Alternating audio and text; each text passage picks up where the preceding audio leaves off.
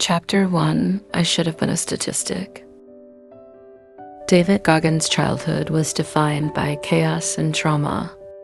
Born in 1975 in Buffalo, New York, Goggins grew up in an environment that most would never imagine surviving. His father, David Goggins, ran a roller disco rink, which might seem glamorous on the surface, but was a personal hell for young David and his family. David was an abusive man who ruled over his family with an iron fist.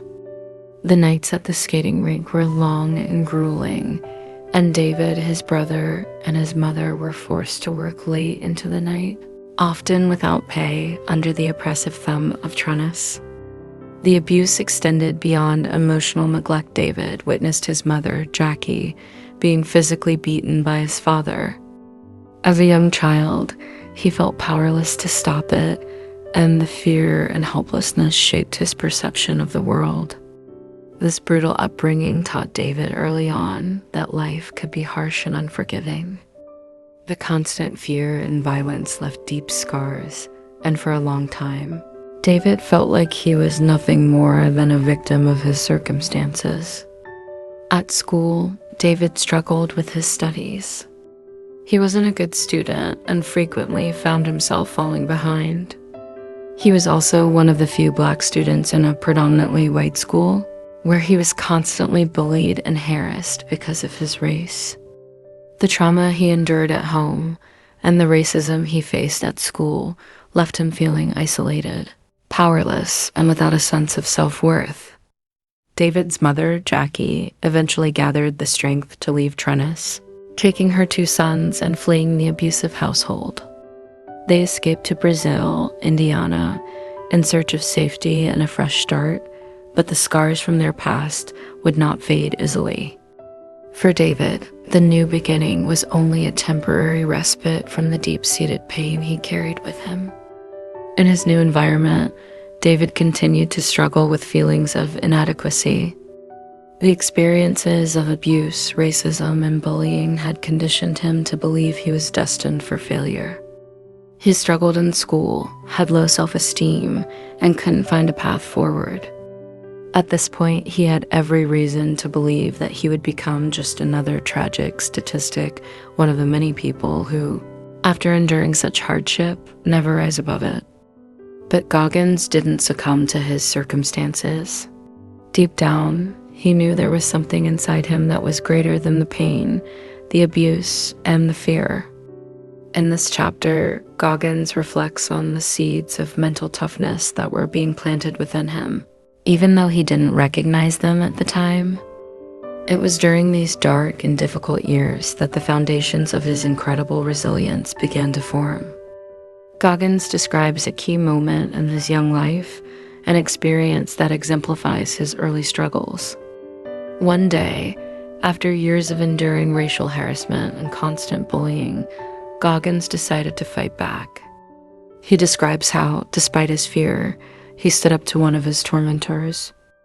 This moment was significant because it marked the beginning of his realization that he could fight back against the things in life that tried to hold him down. It wasn't just about the bully. It was about realizing that he didn't have to accept the role of a victim. He could reclaim his power. The major lesson Goggins shares in this chapter is that while we cannot control the environment we are born into, we can control how we respond to it. He should have been a statistic, just another child from an abusive, broken home, destined to live a life of struggle and defeat. But he refused to accept that narrative. Instead, he began to rewrite the story of his life, deciding to overcome his trauma rather than be defined by it. He emphasizes the power of choice. Even in the darkest circumstances, we have the power to choose how we respond. This lesson would later become the foundation of his "can't hurt me" philosophy, where no matter how brutal life became, he refused to let it break him. Chapter 2: Truth Hurts. In Chapter 2 of Can't Hurt Me, David Goggins introduces one of his key concepts, the accountability mirror, a brutally honest tool he used to confront the reality of his life and begin his transformation. At this point in Goggins' life, things had not improved. He was in his early 20s, working as an exterminator and living in a world of denial. Weighing nearly 300 pounds, feeling unmotivated and lost, he was far from the disciplined warrior he would later become. His dream of joining the Air Force's elite pararescue program had long been abandoned after failing due to his poor academic performance. Goggins had settled into a life of mediocrity, avoiding the hard truths about his health, future, and self-worth. One day, feeling disgusted with his appearance in life, he stood in front of his bathroom mirror and took a hard look at himself. This moment would change everything. Goggins realized that he had been lying to himself about his weight, his failures, and his lack of discipline. He decided that instead of hiding from the truth, he would face it head-on. He began writing down his insecurities and failures on sticky notes, placing them on his mirror. The mirror became his accountability mirror, a place where he could confront his weaknesses and set clear goals for himself. Goggins did not sugarcoat his situation. He knew that the only way to move forward was to take ownership of his life. The accountability mirror forced him to see the hard truths every day and motivated him to start making real changes. This was the beginning of his transformation. Goggins set a goal to join the Navy SEALs, an elite military unit known for its physical and mental toughness. But first, he had to lose over 100 pounds in just a few months to qualify. He devised an intense training regimen that involved waking up at 4:30 a.m. and spending hours at the gym. Despite the exhaustion and pain, Goggins pushed forward, using the accountability mirror as a constant reminder of the person he wanted to become. The truth is painful, but only by facing it can we begin to make real change. The accountability mirror represents Goggins' belief in the power of radical honesty. He teaches that we must hold ourselves accountable, stop making excuses, and confront the reality of our lives if we want to grow and succeed. In Chapter 2, Goggins lays the foundation for the mental toughness that would define his journey. He emphasizes that true transformation starts with a deep and uncomfortable look in the mirror, willingness to accept where you are, and a commitment to change. Chapter 3, The Impossible Task. In Chapter 3 of Can't Hurt Me, David Goggins takes on what seems like an impossible task, transforming himself from a 300-pound man into a Navy SEAL in just a few months. After coming face to face with the truth about his life in Chapter 2, Goggins set his sights on becoming a SEAL, one of the most elite military forces in the world. This was no small goal, especially given his weight and lack of physical fitness at the time. To even qualify for SEAL training, Goggins had to lose over 100 pounds in less than 3 months, a daunting challenge that most would consider impossible. Goggins didn't have a coach, nutritionist, or trainer to guide him. He relied solely on his willpower and sheer determination. He created his own extreme regimen, which included running multiple miles before dawn, cycling for hours, and working out relentlessly in the gym. His diet was equally intense, drastically reducing calories to shed weight as quickly as possible. The physical toll was immense. His body screamed in pain, and there were moments when his muscles burned and his mind begged him to quit. But Goggins had already made a decision. No matter how hard it got, he would keep going. He embraced suffering as part of the process, a necessary price for achieving greatness. The harder it became, the more determined he grew. Despite several setbacks and his body's protests, Goggins pushed himself beyond what he believed was possible. The 40% rule, which states that when you think you're done, you're only at 40% of your capacity, became his guiding principle. By pushing through pain and exhaustion, Goggins was able to achieve what few believed he could. He lost the weight, passed the entry requirements, and was accepted into the SEAL training program. But this chapter isn't just about weight loss, it's about the mindset needed to conquer what seems impossible. Goggins emphasizes that achieving any goal, no matter how big, requires the willingness to push past your comfort zone and embrace the suffering that comes with growth. He had to redefine his limits over and over again, proving that most people quit long before they've reached their true potential. The only way to achieve the impossible is to break it down into smaller, actionable steps and develop the mental toughness to endure the hardships along the way. By committing to relentless discipline and refusing to quit, Goggins shows that even the most insurmountable tasks can be overcome. Chapter 4: Taking Souls. David Goggins was no stranger to suffering, but it wasn't enough for him to just survive pain. He learned how to thrive in it. Chapter 4 of Can't Hurt Me dives deep into this idea as Goggins introduces the powerful concept of taking souls. Imagine you're in the middle of Hell Week, the most grueling part of Navy SEAL training, designed to break you down physically and mentally. It's dark, cold, and your body is screaming for rest. The instructors are relentless. They want to see you quit. They thrive on watching trainees fail, and they push you past your limits to see who will break. But David Goggins did something unexpected in this situation. Instead of letting the instructors break him, he flipped the script. He decided to take their souls. What does that mean? It wasn't about revenge or anger. It was about turning the tables.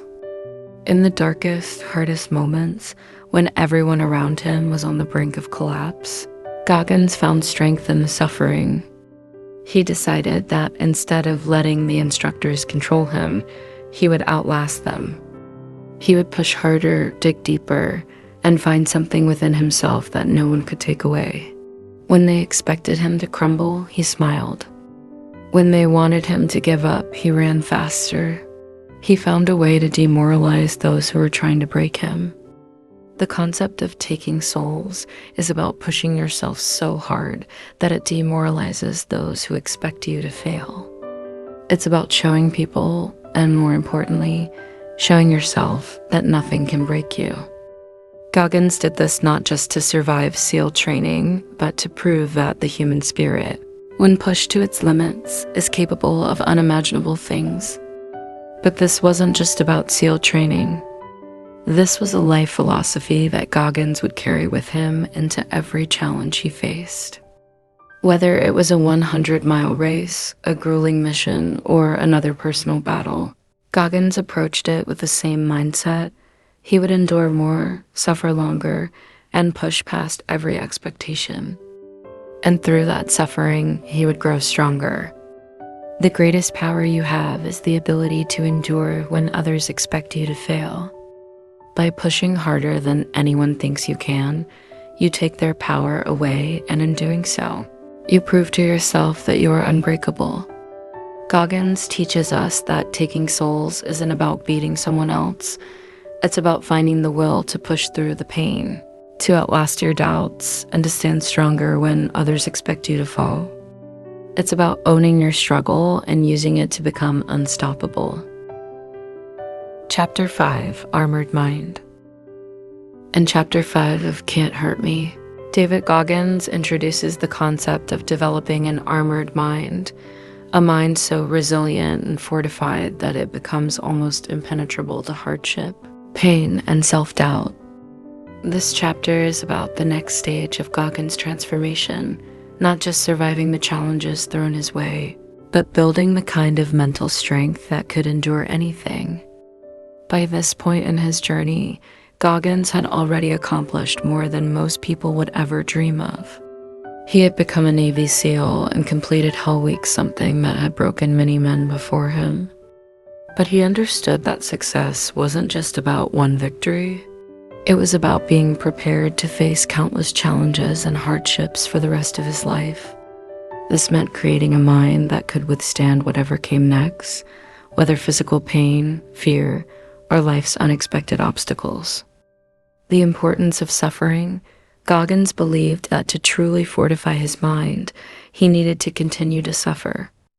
Not because he enjoyed pain, but because every moment of discomfort was an opportunity to toughen his mind.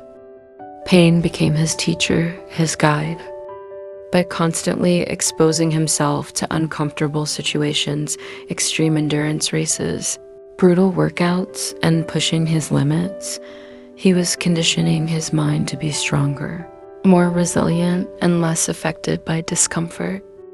He describes how, over time, this conditioning allowed him to confront fear and pain in ways others couldn't. When faced with challenges, instead of retreating, he met them head-on. By deliberately seeking out suffering, Goggins built an armor around his mind that would help him stay calm and focused, even in those stressful or painful situations. Callousing the mind. Goggins talks about the process of callousing the mind, a mental version of the physical calluses you develop on your hands through hard labor. Just like calluses protect the skin from wear and tear, mental calluses protect your mind from the pain and stress of life's challenges. Each time Goggins faced a new trial, he saw it as an opportunity to build another layer of mental armor. Every time he felt discomfort, fear, or doubt, he pushed through it, knowing that on the other side, his mind would become a little tougher. This approach allowed Goggins to keep moving forward when most people would quit. In ultra-endurance races, for example, when his body was screaming for him to stop, his armored mind carried him forward. His ability to endure wasn't just physical, it was a product of the mental calluses he had built over years of deliberately embracing pain. To build an armored mind, you have to callous your mind by repeatedly exposing yourself to challenges and suffering. Every hardship you endure is an opportunity to make your mind stronger. Over time, this resilience will protect you from the everyday stresses that derail most people, allowing you to push forward even when the odds are against you. In this chapter, Goggins also introduces a concept he calls the cookie jar, a mental repository of past victories, moments of success, and accomplishments. Whenever Goggins found himself in an incredibly tough situation where he felt close to giving up, he would reach into his mental cookie jar and pull out a memory of something he had previously overcome. Whether it was completing Hell Week, losing 100 pounds, or finishing a brutal race, each memory was like a cookie that reminded him of his strength, resilience, and ability to endure. The cookie jar was a tool that allowed Goggins to reinforce his confidence in moments of doubt. It's a reminder to us all that when we're facing something difficult, we can draw strength from our past successes, no matter how small they seem. Keep a mental cookie jar of your victories. When you face hardship, remind yourself of all the times you've succeeded in the past. This will give you the strength to keep going, even when everything seems impossible. Chapter 6. It's Not About a Trophy. In Chapter 6 of Can't Hurt Me, David Goggins digs deeper into one of his most profound realizations. The journey of self-improvement is not about recognition or external validation. It's about who you become in the process. This chapter focuses on Goggins' shift from seeking external rewards, like trophies and medals, to understanding the real power of self-mastery and internal growth. At this point in his life, Goggins had already completed Navy SEAL training and had begun pushing himself in new ways, ultra-endurance events. He wasn't satisfied with the accolades and accomplishments he had already achieved. He needed to challenge himself in ways that continued to test his mental and physical limits. Endurance races, often spanning hundreds of miles, were the perfect stage for this. But it wasn't the medals at the finish line that drove him.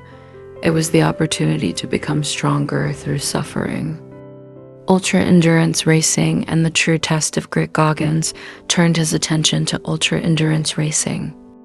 Starting with one of the most extreme tests of human endurance, the Badwater 135, a 135-mile race through the blistering heat of Death Valley, with temperatures soaring above 120 degrees. He entered the world of ultra running with minimal experience, but Goggins wasn't deterred. In fact, the lack of preparation made it even more appealing.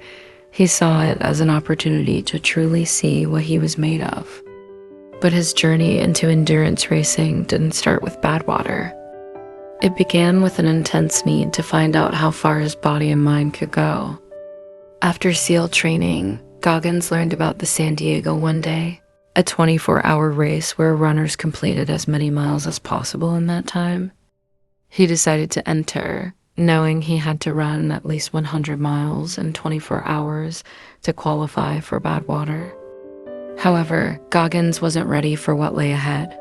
With almost no preparation, he ran the race and experienced a level of pain and suffering that nearly broke him. His body began to shut down. He was dehydrated, his feet were shattered, and his kidneys were on the brink of failure.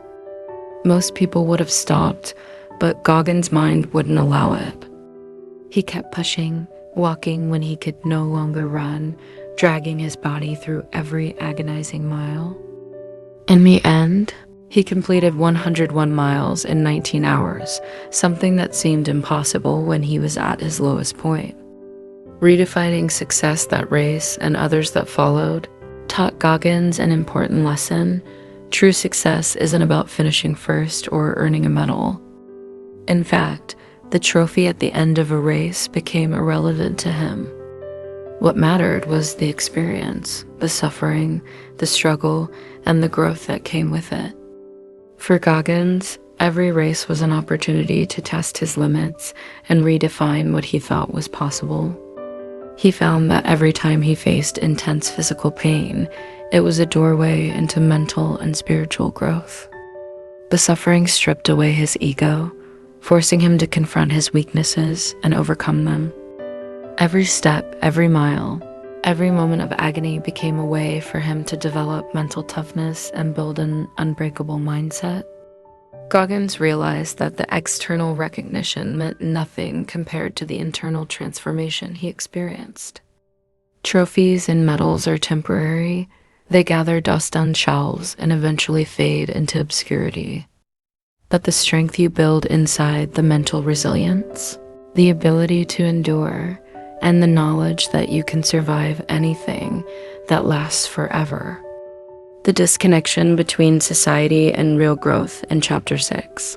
Goggins reflects on how society tends to measure success with external markers, status, wealth, awards, and recognition. But for Goggins, real success was about being able to look in the mirror and know that he had given everything he had, regardless of whether anyone else recognized it. His focus had shifted from trying to prove himself to the world to proving himself to himself. This chapter also discusses how many people chase after recognition, believing that external rewards will bring fulfillment and happiness. Goggins warns against this mindset, urging people to focus instead on the process, the day-to-day effort, and the internal growth that comes from enduring hardship and pushing beyond what you think is possible. Embracing the process over the outcome, Goggins encouraged readers to focus less on the outcomes, the trophies, the medals, the accolades, and more on the journey. He emphasizes that the growth you experience along the way is far more valuable than the destination.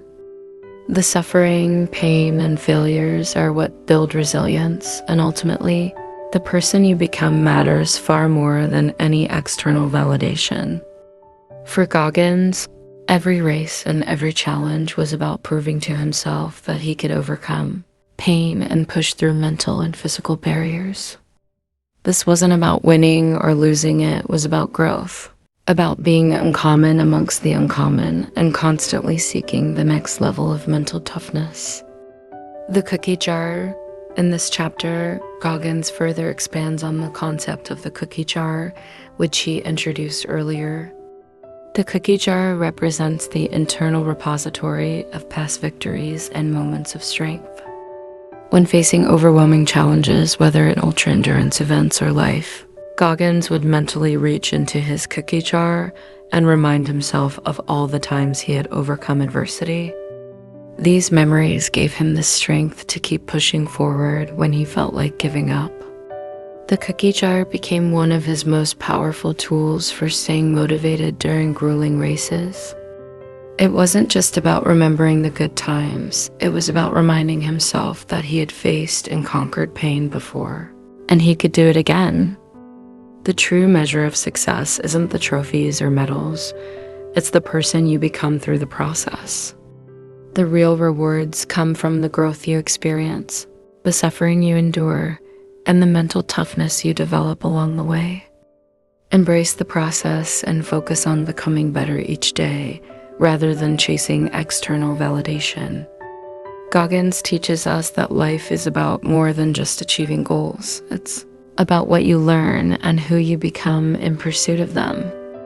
Every challenge, every failure, and every moment of pain is an opportunity for growth. It's not about proving something to the world, it's about proving something to yourself. Chapter 7, The Most Powerful Weapon. In Chapter 7 of Can't Hurt Me, David Goggins discusses the most potent weapon in any person's arsenal, the mind. He explains how harnessing the power of the mind can lead to breaking through mental barriers, achieving unimaginable feats, and developing a sense of unbreakable resilience. This chapter is about Goggins' realization that although physical toughness is vital, mental toughness is what truly defines us. By now, Goggins had achieved several milestones that most people would never even attempt. He had survived Navy SEAL training, become an ultra-endurance athlete, and broken barriers most people wouldn't even think to approach. But it wasn't his physical prowess that made these accomplishments possible. It was the strength of his mind. The power of the mind throughout his life. Goggins faced hardships that tested his resolve, but these challenges also revealed a simple truth. The mind is capable of far more than we realize. In this chapter, Goggins emphasizes that most people never come close to unlocking their full potential because their minds quit long before their bodies do. We hit what feels like a wall, and our minds tell us to stop, to back down, to give up. However, Goggins argues that this is merely a protective mechanism. The mind fears discomfort, so it shuts us down prematurely. But Goggins saw this as an opportunity. He learned to push past that initial impulse to quit and unlock a higher level of mental fortitude. He calls this process callousing the mind. Just as our hands develop calluses after repeated physical work, the mind can develop resilience through repeated exposure to difficult and painful situations. Every time you push through discomfort, you're building another layer of toughness around your mind, making it more resistant to hardship in the future. Building mental calluses. Goggins provides examples of how he deliberately put himself in extreme situations to callous his mind. One such example is his experience running a 100-mile race on a broken leg. While this may sound extreme, Goggins wasn't doing it for the recognition. He wanted to see how far he could push his mind and body in the face of overwhelming pain. His rationale was simple. By experiencing suffering and pushing through it, he was callousing his mind, making himself tougher and more capable of handling future challenges. This mindset isn't just about surviving physical pain. It's about developing the mental tools to endure life's difficulties. Whether it's a personal loss, a career setback, or a crisis of self-doubt, Goggins believes that by building mental calluses, we can confront any challenge with unflinching resolve. The governor in your mind? Goggins introduces the concept of the governor that exists in all of our minds. This is the mental barrier that limits us, telling us to stop when we feel discomfort or pain. The governor keeps us from reaching our full potential because it convinces us that we are done long before we actually are. According to Goggins, most people live their entire lives governed by this mental limitation, unaware that they are capable of so much more. But Goggins learned that the governor could be bypassed. He trained himself to recognize when his mind was trying to protect him, and instead of giving in, he would push further. He used the 40% rule. When you think you're done, you've only tapped into 40% of your potential. By recognizing the limits imposed by the governor and deliberately pushing beyond them, Goggins found that his mind was capable of extraordinary feats of endurance and resilience. Suffering as a pathway to strength. For Goggins, suffering was not something to avoid, it was something to embrace. He argues that suffering is the only true path to growth because it strips away the unnecessary and forces you to confront your deepest fears and weaknesses. In fact, suffering became his greatest teacher. Each time he endured a painful experience, whether it was a brutal race, SEL training, or personal loss, he emerged stronger, more resilient, and more self-aware. He learned to view suffering as a tool for self-mastery. The more he suffered, the more calloused his mind became, and the less fear he felt in the face of future challenges. This is the essence of what Goggins calls an armored mind. It's a mind that has been conditioned to handle anything, not because it's immune to pain, but because it has been strengthened by it. Living life without limits. Goggins realized that once you callous your mind, you begin to live without limits. The mental barriers that once held you back, fear, doubt, insecurity, begin to fall away. You no longer see challenges as insurmountable. Instead, you see them as opportunities to prove your strength and grow even tougher. Goggins emphasizes that living without limits doesn't mean you won't encounter obstacles. It means you'll be better prepared to overcome them when they arise. The Cookie Jar Revisited. In Chapter 7, Goggins returns to the concept of the cookie jar, the mental repository of past victories and accomplishments. During moments of intense suffering or doubt, Goggins would reach into his cookie jar, pulling out memories of the times he had overcome hardship. These reminders of his past successes served as fuel for him to keep going when he wanted to quit. The cookie jar is a powerful mental tool for building confidence and maintaining focus during tough times. It's proof that you've been through pain before, and you have the ability to survive and thrive again. The most powerful weapon we have is our mind, and it can be trained to endure and overcome anything. By repeatedly exposing yourself to discomfort and pain, you callous your mind, making it more resilient and capable of withstanding life's greatest challenges. Suffering is not something to be feared, but something to be embraced as a path to strength and growth. Chapter 8, Failure and Success. In Chapter 8 of Can't Hurt Me, David Goggins turns his attention to the powerful relationship between failure and success. He argues that failure is not the opposite of success, but an essential part of the journey toward it. This chapter delves into some of Goggins' most notable failures and how they became pivotal moments of growth, resilience, and eventual triumph. At this point in his life, Goggins had achieved what many would consider remarkable success, becoming a Navy SEAL, running ultra-endurance races, and developing an unbreakable mindset. But as he reflects on these achievements, Goggins is clear, none of them would have been possible without failure. He learned that failure, when properly understood and embraced, was not an endpoint but a stepping stone. Goggins begins this chapter by recounting a series of devastating setbacks. One of the most significant was when he failed to complete Navy SEAL training the first time due to injuries.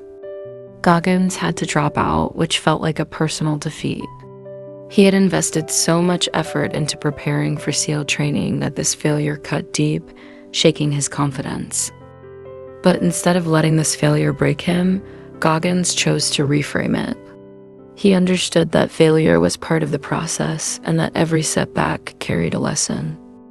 Goggins re-enrolled in sail training not once, but twice more, enduring multiple hell weeks until he finally completed the training.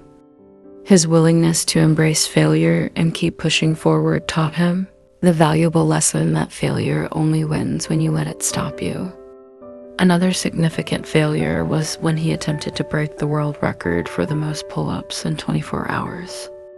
His first attempt was broadcast on national television, and he failed miserably. After hours of struggling, his body gave out and he fell short of his goal. Goggins was humiliated, feeling like he had let down everyone who had been cheering him on. But once again, instead of giving up, he used this failure as fuel. He trained harder, refined his approach, and came back stronger, eventually breaking the world record with a staggering 4,030 pull-ups in 17 hours. Goggins emphasizes that failure is not a sign that you aren't good enough. It's evidence that you are pushing yourself beyond your limits. When you fail, it means you are reaching beyond your comfort zone and testing your potential. Goggins learned to use failure as fuel for future success, understanding that every failure provided feedback on how to improve. The key was not to let failure defeat you, but to let it teach you. One of the central ideas Goggins discusses in this chapter is that most people are afraid of failure because they associate it with weakness or inadequacy. But in reality, failure is one of the best ways to grow stronger. Every time you fail, you gain valuable insights about what doesn't work, which moves you closer to finding what does. He also notes that society often celebrates success while overlooking the failures that led to it. It's easy to look at someone's accomplishments and assume they've always been successful, but Goggins points out that even the greatest achievements are often built on a mountain of failures. By recognizing the value in failure, Goggins was able to see each setback not as a defeat, but as a necessary part of his evolution. Goggins speaks candidly about the emotional toll of failure. Even though he learned to embrace failure as part of the journey, that didn't mean it didn't hurt. Every time he fell short of his goal, whether it was in the SEAL training or ultra-endurance races, he felt the sting of disappointment and doubt. But instead of wallowing in those feelings, he used them as motivation to get back up and try again. He understood that growth comes from discomfort and that enduring the pain of failure was part of the process of building resilience. In his ultra-endurance races, Goggins often failed to meet his personal goals, whether due to injury, fatigue, or other unforeseen challenges. But even in these moments of failure, he found a way to win. Goggins' ultimate victory wasn't in always crossing the finish line or breaking a record. It was in knowing that he had given everything he had. To him, success wasn't about perfection. It was about giving 100% effort and learning from every setback. Goggins teaches that success isn't about winning in the short term. It's about building a long-term mindset of continuous improvement. If you're willing to fail, learn, and get back up again, you're on the path to real success. Goggins learned to embrace the long-term vision, understanding that every failure was another opportunity to sharpen his skills, strengthen his mind, and prepare himself for future challenges. One of the most powerful concepts Goggins discusses in this chapter is that failure can strip away the ego. When you fail publicly, as he did in his first pull-up attempt, you're forced to confront your vulnerabilities and weaknesses head-on. But once you let go of the fear of how others perceive you, you gain a freedom that allows you to pursue your goals with even greater determination. You stop worrying about failure because you know that it's just part of the path to success. At the core of Goggins' philosophy is the idea that true success isn't measured by external achievements, but by self-mastery. It's about mastering your mind, your body, and your spirit. This process requires embracing failure, learning from it, and continuously pushing yourself beyond what you think is possible. Success in Goggins' eyes is about becoming the best version of yourself, regardless of whether you win or lose in any given situation. In ultra-endurance racing, for example, Goggins found that the real reward wasn't the medal at the end, but the growth he experienced through the suffering and struggle along the way. He discovered that success is found in the process, not just the outcome. Every mile, every failure, every lesson learned brought him closer to self-mastery. Failure is not the end. It's part of the path to success. When you embrace failure as a learning experience, you remove its power to define you. Instead, you can use failure to fuel your growth and refine your approach. The greatest victories come from pushing through failures and emerging stronger on the other side. Success isn't about avoiding failure. It's about persisting despite it. Chapter 9. Uncommon Amongst the Uncommon. In Chapter 9 of Can't Hurt Me, David Goggins introduces one of his most powerful philosophies, the pursuit of being uncommon amongst the uncommon. This chapter delves into Goggins' drive not just to be good or even great, but to be extraordinary, even in the company of the elite. It's about striving to distinguish yourself in environments where everyone around you is already performing at a high level. This chapter teaches us that no matter how exceptional we become, there's always another level of excellence we can aim for. By the time Goggins reached this point in his life, he had already achieved what most would consider extraordinary success. He had earned the coveted Navy SEAL Trident and was excelling in one of the most elite military units in the world. He had also conquered ultra-endurance races that demanded extreme physical and mental resilience. But despite these accomplishments, Goggins wasn't content with being merely excellent. He wanted to become uncommon amongst the uncommon. For Goggins, the distinction of being uncommon wasn't about being superior to others. It was about refusing to settle for mediocrity. Even in a world where everyone around him was already high-performing, he explains that in the SEALs and in ultra-endurance sports, he was surrounded by some of the toughest, most disciplined people on the planet. These were people who thrived in adversity, who pushed themselves to the edge daily, and who embodied the same relentless pursuit of excellence as Goggins. But he wanted more. He wasn't satisfied with simply being part of the elite. He wanted to set a new standard, even among the best. Goggins shares a story from his time in SEAL Team 5. Even in a unit known for its mental and physical toughness, Goggins constantly sought ways to challenge himself further. During Hell Week, for instance, he was surrounded by other SEALs who were all enduring the same brutal conditions. They were all tough, all resilient, all pushing themselves to their absolute limits. But Goggins didn't want to just survive Hell Week. He wanted to dominate it. He sought out opportunities to be the one who went beyond what was expected, whether that meant volunteering for extra duties, leading by example, or pushing harder when everyone else was spent. One particularly telling example was during an operation in the SEALs. Goggins and his team were faced with a grueling mission under intense conditions. Everyone was exhausted, physically and mentally. But while others rested or conserved energy, Goggins chose to go harder. He embraced the pain, the discomfort, and the exhaustion, pushing himself beyond what seemed possible. He wasn't just performing to the standard, he was setting a new one.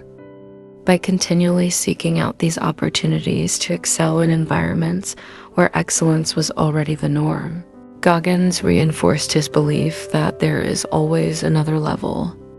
Even when surrounded by elite performers, there is still room to distinguish yourself by pushing harder, digging deeper, and finding new ways to exceed expectations. For Goggins, this pursuit of being uncommon among the uncommon wasn't just about excelling physically, it was also about mindset.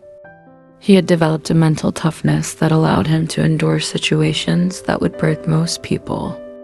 But he knew that to truly set himself apart, he had to cultivate a mindset of perpetual growth. Goggins believed that the moment you think you've arrived, the moment you think you're good enough, you stop growing.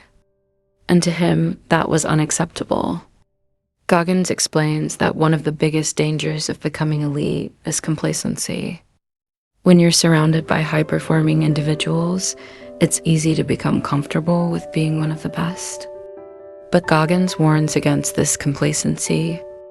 He emphasizes that no matter how accomplished you are, there is always someone out there who is hungrier, tougher, and more willing to do what it takes to reach the next level. To be uncommon among the uncommon, you must constantly strive to outwork your peers, even those who are already at the top of their game. Key lesson: complacency is the enemy of growth. No matter how elite you become, there's always another level of excellence to pursue. To be uncommon amongst the uncommon means never resting on your laurels and always pushing for the next challenge, the next opportunity to grow. In this chapter, Goggins also reflects on the internal battle that comes with striving to be uncommon among the uncommon. He acknowledges that it's not easy to maintain the drive to keep pushing forward, especially when you've already accomplished so much. There are times when your mind will tell you that you've done enough, that you deserve to rest, that you've earned the right to ease up. But for Goggins, these thoughts are traps. The key to staying uncommon among the uncommon is to continually reject these temptations, to always seek out discomfort, and to stay in the fight even when there's no one left to compete with but yourself. One of the most profound ideas Goggins discusses in this chapter is that the battle for excellence is ultimately an internal one. It's not about proving yourself to others, it's about proving to yourself that you are capable of more. Every time Goggins felt the pull of complacency, he reminded himself that he wasn't in competition with anyone else. He was in competition with the man he was yesterday. His only goal was to be better, tougher, and stronger than he was before. Goggins also emphasizes that the idea of being uncommon among the uncommon isn't just reserved for Navy SEALs or ultra-endurance athletes. It's a mindset that can be applied to every aspect of life. Whether you're a teacher, an office worker, or an entrepreneur, the challenge is the same. Don't settle for being good enough. Seek out ways to set yourself apart, not just by working harder, but by developing a mindset of continuous growth. He explains that being uncommon among the uncommon is about cultivating a mentality of excellence in everything you do. It's about showing up every day, ready to give your best effort, regardless of how elite the people around you are. It's about finding ways to push beyond the expectations others have of you and the expectations you have of yourself. Goggins believes that anyone can become uncommon. It's not about talent or natural ability, it's about the willingness to work harder, suffer longer, and never be satisfied with being average, even when average means performing at a high level. Key lesson: excellence is not a destination. It's a constant pursuit. To be uncommon among the uncommon, you must continually push beyond your limits, refuse to settle for comfort, and develop a mindset that seeks growth in every situation. Chapter 10: Empowerment of Failure. In Chapter 10 of Can't Hurt Me, David Goggins reflects deeply on the transformative power of failure and how embracing it ultimately leads to empowerment. By this point in his journey, Goggins had endured unimaginable pain and suffering. He had failed repeatedly and faced setbacks that could have crushed his spirit. Yet through every failure, he discovered a hidden strength and resilience that drove him to even greater heights. This chapter explores Goggins' understanding of failure, not as something to be feared, but as a critical and necessary part of personal growth and self-mastery. Goggins learned that failure is not the end, it's the beginning of something greater. Goggins begins by sharing personal anecdotes where failure played a key role in his transformation. These failures were not small disappointments, but monumental setbacks that could have derailed his entire journey. Yet, Goggins didn't shy away from failure. He recognized that each failure was a stepping stone to success, offering valuable lessons that would eventually make him stronger. One of the most striking examples Goggins recounts is his failed first attempt at breaking the world record for pull-ups. After grueling hours of effort and suffering in front of a live television audience, he fell short of his goal. Physically and mentally, he was devastated. The embarrassment of failing so publicly could have driven him to quit. Instead, he chose to regroup, analyze his mistakes, and approach the challenge differently. His failure became fuel for a stronger comeback, leading him to eventually break the world record by completing 4,030 pull-ups in 17 hours. Goggins emphasizes that failure offers you two choices. You can let it define you, or you can let it fuel your comeback. For Goggins, failure was never the final verdict, it was simply data, a way to learn more about himself, his weaknesses, and how to improve. Goggins points out that the suffering that accompanies failure is often where the most profound growth occurs. Every failure is accompanied by pain, whether physical, emotional, or mental, but within that pain lies the opportunity for transformation. He explains that suffering strips away the ego, humbling you and exposing your vulnerabilities. It forces you to confront your deepest fears and weaknesses. Rather than viewing suffering as something to be avoided, Goggins embraces it. He believes that suffering is a gifted chance to test your limits, to callous your mind, and to come back stronger than ever. He shares how his experiences of pain and failure have helped him build an almost unbreakable mindset, one that thrives in adversity rather than cowers in its shadow. Goggins teaches that the path to success is paved with suffering, and the only way to become stronger is to embrace the pain and learn from it. He urges readers to shift their mindset from avoiding discomfort to seeking it out as a tool for growth. For Goggins, the more you endure, the more resilient you become. Each failure is another opportunity to rise from the ashes and redefine yourself. Goggins encourages a complete reframing of failure. Instead of seeing failure as a sign of inadequacy, he reframes it as a challenge that reveals your inner strength. In his view, failure doesn't diminish your worth, it tests it. And each time you face failure and choose to rise again, you are proving to yourself that you have what it takes to succeed, regardless of the obstacles in your way. This reframing is essential for developing mental toughness. Goggins explains that society conditions us to fear failure and to seek comfort, but this mindset limits our potential. The pursuit of comfort leads to complacency, while embracing failure leads to growth. Goggins believes that if you're not failing, you're not pushing yourself hard enough. He uses his own life as an example, recounting how failure drove him to pursue greater and greater challenges. Each time he failed, he learned something new about himself, his capacity for endurance, his ability to overcome, and his mental fortitude. In Goggins' view, failure is not something to be ashamed of, but something to be celebrated as a marker of progress. Goggins discusses the cyclical relationship between failure and success. He acknowledges that success is never a straight path.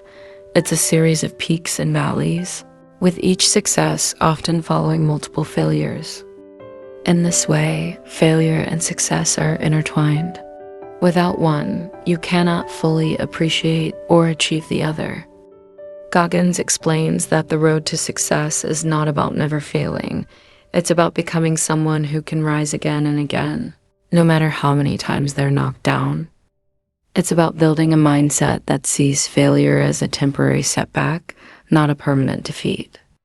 He argues that true strength is found not in never falling, but in the willingness to stand back up every time you do. He encouraged readers to embrace the cycle and to understand that each failure is a necessary precursor to future success. Failure is part of the process, and those who succeed are the ones who refuse to let failure break them. In this chapter, Goggins also returns to the concept of accountability, not just to others, but to yourself. He stresses the importance of taking full responsibility for your failures and not making excuses or blaming external circumstances. Goggins argues that when you hold yourself accountable, you reclaim your power. You stop playing the victim and start owning your path, regardless of the obstacles you face. Goggins believes that the most important form of accountability is the one you have with yourself.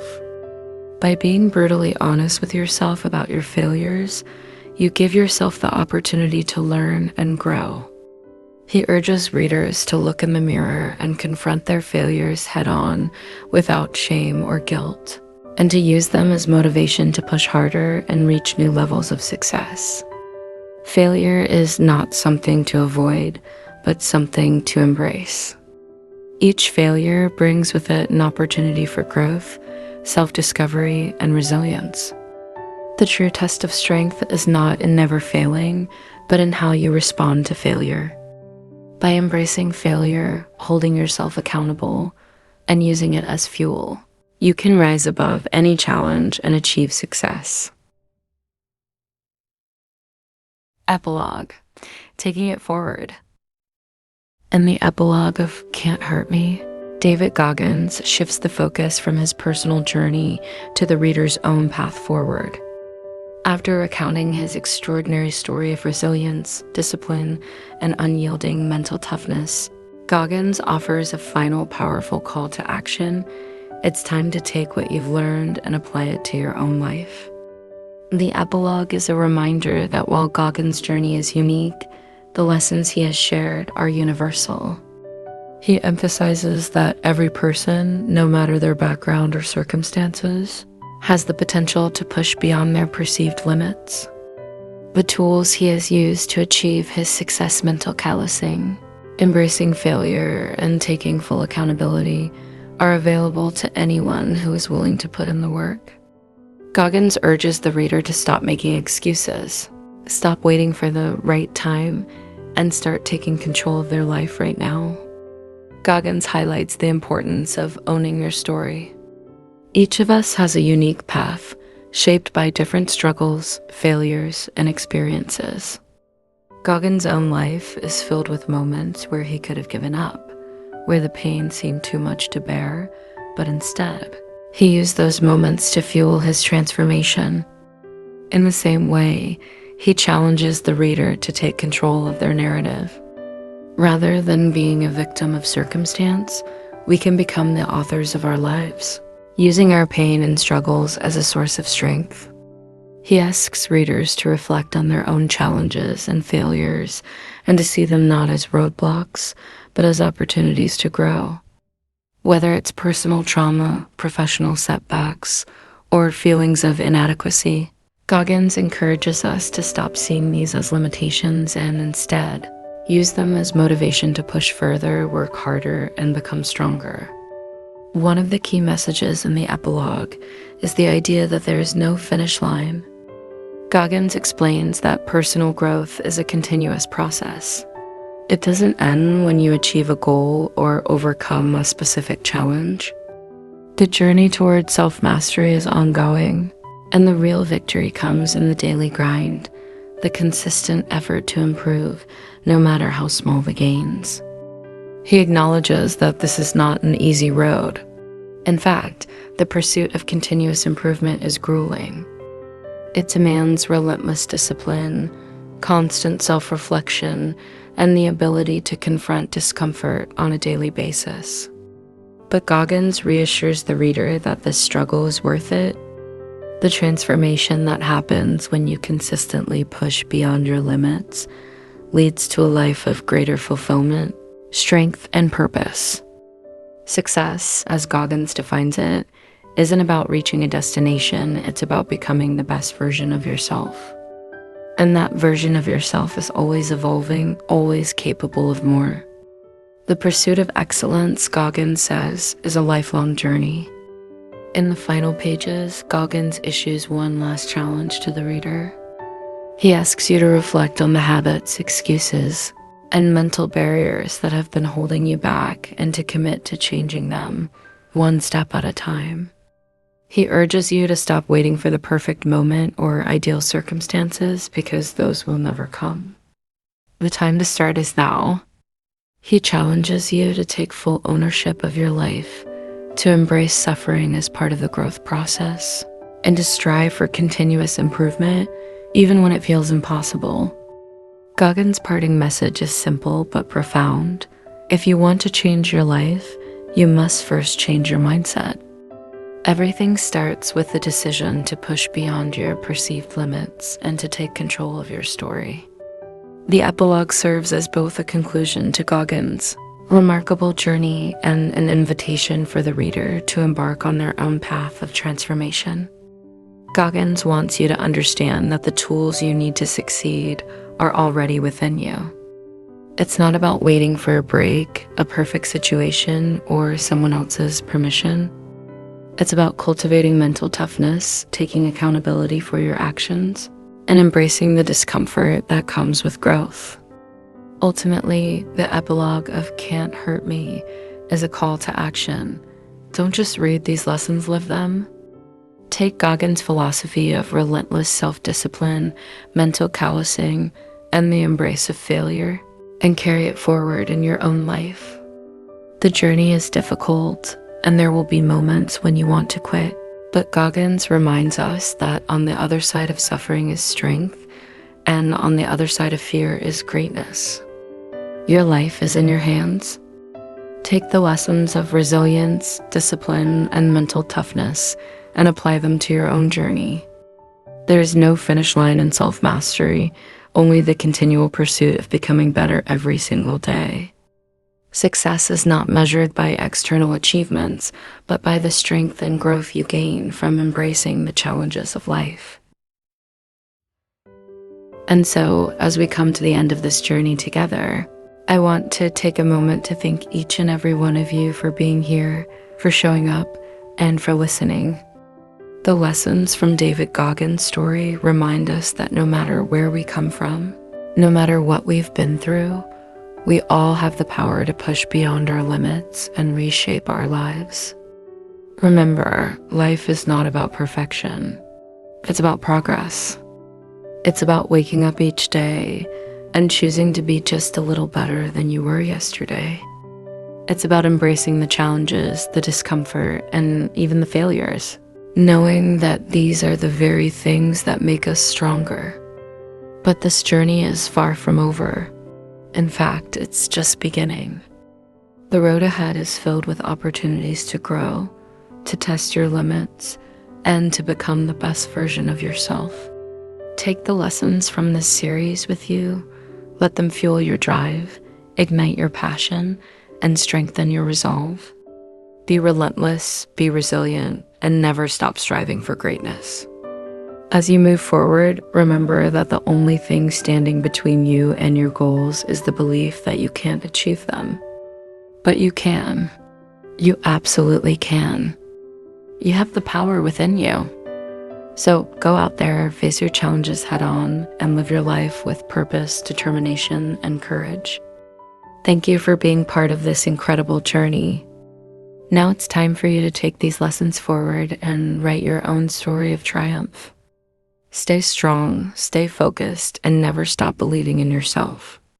The best is yet to come.